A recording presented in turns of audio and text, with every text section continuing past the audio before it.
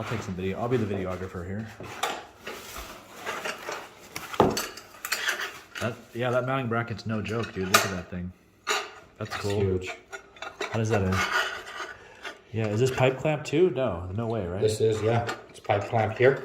Oh. There should be U-bolts that go around it. Or, no, there's going to be a secondary box of hardware. Oh, right here? Yeah, there should be a second side. Oh, there's a back bracket. There's a back bracket right there. Yeah, and 3 bolts.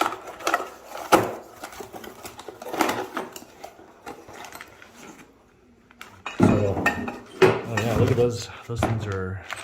Looks like they're actually stainless, which is nice. Decent. Yeah, the packaging, I'm pretty happy with this.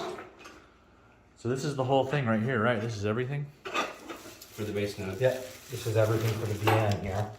Let me get a little look-see at that, how it looks in there. Wow, so this thing's no joke, man. Look at these. These are pretty beast mode. Thank you. They've got like onboard cooling fans. Wow, that's impressive, actually. This little box, I think, opens up pretty easily. It's just like a, I think just a little pin, cotter pin. Pull it down. Probably. Yeah, it looks like it's trying to. It's trying to. You could probably lay it flat on its face.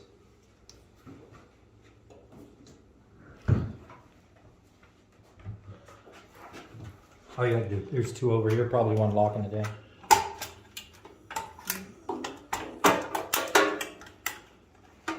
What is that? This is a fan module. Okay, so if you need to replace it, you can. Yeah, so this is a modular fan unit that's easily removable with a quick little... Quick disconnect? Yeah, it's weather sealed, so it's a little hard to pull. I'm going to leave it. Yeah, good idea. But it goes, this whole back section is a heat sink, so these fans are going to blow through that heat sink. Okay, so that's like going to survive hot temperatures. Yeah, which will be good when it's 100 degrees in July. Okay, I like that. Wow, look at that. And it's upside down. It's upside down. I'm guessing the USB is console, management, Ethernet, data 1, 2, 3, and power. Management, 2 SFPs. USB, and then they've got a bunch of status lights on there. Yeah, man, these things are awesome looking. And I don't think it's probably not going to have a problem if it was cold weather with icing, based on it says it's already watch out, it's already going to be hot. Yeah, that's probably a feature. And that's what they call the push-pull connectors. What was the word for it? Harding connector? Harding, yeah. Look at the fiber cable that it came with. It has one of the negatives on there, or the females, or the males on there, I guess. Yeah, it does. It's in the bottom of that box. This looks pretty simple, actually. I mean, there's really not a whole lot to it, right? You just freaking hook it up and... But they call these push-pull connectors, so they're basically self-sealing. You don't have any like mechanical things to twist or anything. Is that a cap on there? This is a test. That's a test cable, isn't it? Mm-hmm. Or is that? No, that's the weatherproof cable that goes into here. There's this little plastic things on the thing. You probably have to take those off too, right? Yep. Those are coming off, and that should. Hopefully, it's already. It feels like it's already spaced out to go the appropriate depth. In the hole, I think you need an SFP. Right? Oh yeah, you probably need an SFP. Or is that going to be? Maybe it kind of looks like there's some. You would need an. So I think you. What type would it come with? Finisar? That makes sense. Yeah, Finisar's pretty standard. They're industrial. They handle high temps. Excellent. Yep, that's how you would do it for sure. Is that upside down, or you better check the panel? Well, I believe that you can, that this will actually feed through a bit. Didn't feel like it. Well, if you look... Oh, there, now it's clipped on. If you look in there, actually, there is an alignment, and the pins should be toward the... Yeah, so I think that it goes in like that. Okay, with a little yellow. If you look in there, it kind of looks like that's how it goes. So yeah, I'm thinking the yellow would go... Towards the front. Yeah. There's probably a manual that we could look at if we wanted to. I didn't feel any real hard stop. Let's see. The other looks the same.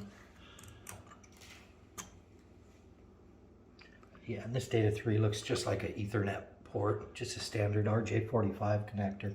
This management It's probably the same. Yep, it's the same. It's just RJ45. So these ones are 10 gig. These are 1 gig probably. Most likely. What's that USB one look like? I wonder what that's for. Oh, just a USB port. Must be Console. for, yeah, if you're trying to console in. Okay, I mean, there's not a whole lot to it, man. Why did we get 2 SFPs? Because we're, primary and secondary probably. Probably a backup port in case we lose a port or an optic. Yeah, I would have expected there to be. Does it go the other way? I mean, in all honesty, if you really start cranking it out, you might need No to. way. Yeah, see if you do it backwards, it doesn't work. So yeah, you're probably going to need to hook up 2 wires, A and B, maybe even to redundant switches. That's probably what it's for, you know? I mean, if we look into it, it might be actually some type of port channel where you could push up to 20 gigs to it. Oh, maybe. Or maybe Kind of unlikely, but maybe. no, I don't think I'm guessing it's redundancy because he told me on the phone that it only does 10 gigs. So he probably would have thrown out that, oh yeah, you could do 20 gigs on it if that was possible. Wow, that's cool, dude. This is going to be awesome. So what do you got to do? Just like mount the little thing on there and then just get it out there, put freaking 4 bolts in and Well, we'll mount that run on the the wire, tower right? first. Yeah, we'll definitely take this up and mount this on the tower. We'll get the ground and the cabling ran. Yeah, it'll be really difficult trying to, hold up a $10,000 radio. Yeah, while you're You mounting know, while you're bolting it to the I pole. got you. So we get this up, and it looks like because of the way they have it set, Just you can already have Just drops some of right the, on? some of the mounting bolts in, Put the top 2 mounting bolts here and it'll just and it just rest on drops top. in. So all you have to do is get it up onto it, and then it'll drop on and be secured. For secure enough for you to put the bottom 2 in. okay, that's pretty smart actually.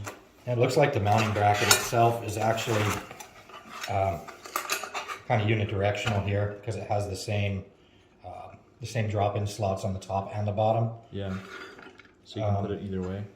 Yeah, likely you probably want to have the bolt heads on top, just so you're not getting Yeah, constant, you're not getting- ripping on the Yes. nut side. That definitely makes sense. Other than that, it looks pretty straightforward. So tomorrow we'll be getting this placed, and we're gonna see how it all goes in. Wow. I'm excited. Little standard injectors here. Yep, regular. Are we even going to use those? Because we have all the power systems over there, right? Yeah, these are those. Oh, Are those for are the for the remote side. Yeah, so we will use those. Okay. Yeah, we'll likely be using those just for the. This one actually has like a hardcore power Yeah, wire. so this will actually power directly off of 48 volt. It has the same type of push-pull connector for the power as the network. Okay. And I just lost the connector, but Oh, good job. it'll just push on there in the same manner as the SFP did. Okay. It's just a 14 gauge wire. All right. And is that ground and everything handled in that? Or do you have to ground it? No, somewhere? we're gonna want to ground it separately right here. Oh yeah, there's the little ground plug right there. Yep. Okay. Yeah, I see it now. Yep. So we'll ground that to the appropriate grounding infrastructure on the tower. Wow. All right, guys, there you have it. There is the Tarana 5 gigahertz They're calling it the Tarana G1. Tarana G1. Probably shouldn't give our serial numbers out, but there you go.